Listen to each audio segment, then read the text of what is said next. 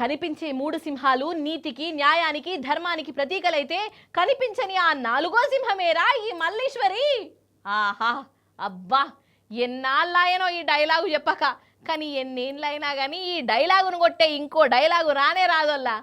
అవును, ఇంతకు నేను ఇప్పుడు ఈ డైలాగ్ ఎందుకు చెప్పినబ్బా?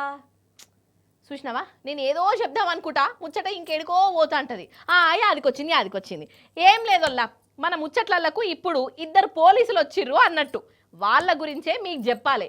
ఇక పోలీసులు అనగానే నాకు షిగమూగినట్టే అవుతుంది కదా వల్ల, అందుకే ఈ డైలాగ్ చెప్పిన. ఇంత కసలు ముచ్చటేందో చూడురి మీరే. ఫస్ట్ ఏ పోలీస్ గురించి చెప్పాలి? మంచి పోలీస్ గురించి చెప్పాలనా, లేకుంటే తాగుబోతు పోలీస్ గురించి చెప్పాలనా? సరే, ఫస్ట్ తాగుబోతోని గురించే చెప్తా, అటెనక మంచి పోలీస్ చెప్తా. ఇగో ఈ పోలీస్ సార్ను చూడుర్రి, అసలు రోడ్డు మీద నాగిని డాన్స్ చేస్తాడు కదా, ఓరి నాయనో చేతులా మిషన్ గన్ ఉన్నది. ఈయననే నడి రోడ్డు మీద సోలుక్కుంటా తిరుగుతాండు. తిరుగుడేంది, కింద పడ్డాడు. ఓరి నాయనో పుసుక్కున చేతివేళ్ళు ఆ గన్ను కట్కకు తాకితే ఏందన్నట్టు. అయినా డ్యూటీలో ఉన్నోడు గింతగనం దాగొచ్చునా, గింత సోయి లేకుండా ఉండొచ్చునా కథగని. అగ్గగ్గగ్గో చూడుండ్రి, ఇంకా అసలు భూమి మీద కాళ్ళు ఆగుతలేవు. మొత్తానికి వాళ్ళు వీళ్ళు కలిసి ఈయనను మీదికి లేపి అటు అవతల పడేసిర్రు అన్నట్టు. ఈ రామసక్కని పోలీస్ సారు ఉత్తరప్రదేశ్ ఓడట, చాలా గొప్ప పోలీస్ పటు, ఉన్న ఇజ్జత్ అంతా తీసుకొని కుప్పేసుకున్నాడు, అంతే కదా.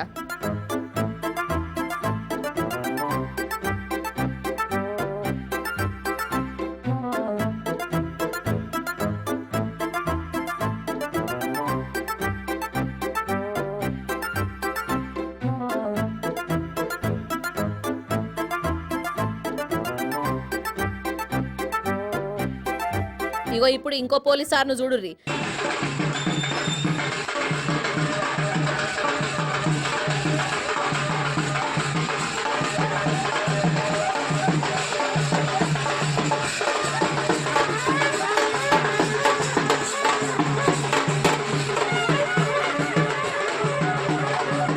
చూసిర్రా, ఊరంతా ఒక్కటయ్యి ఊరేగిత్తాన్రు. ఈయన కూడా ఉత్తరప్రదేశ్ పోలీసే. ఇక ఈడ పనిచేసే పెద్ద పోలీస్ సారుకు ట్రాన్స్ఫర్ అయిందంట. ఇక ఈడ డ్యూటీ చేసిన నాళ్ళు అందరిని మంచిగా చూసుకున్నాడట, జనం మనసులను గెలుచుకున్నాడు. ఇక ట్రాన్స్ఫర్ అవుతున్నాడని ఎరకవుడుతోనే ఊరోళ్ళు బాధపడ్డరు. హాగో అటెన్కా గిట్లా మేళ తాళాలు డప్పు సప్పుళ్లతోని సాగదోలిర్రు. చూసినవా, మంచి చేస్తే జనం గిట్ల గుండెలల్లా పెట్టుకుంటారు.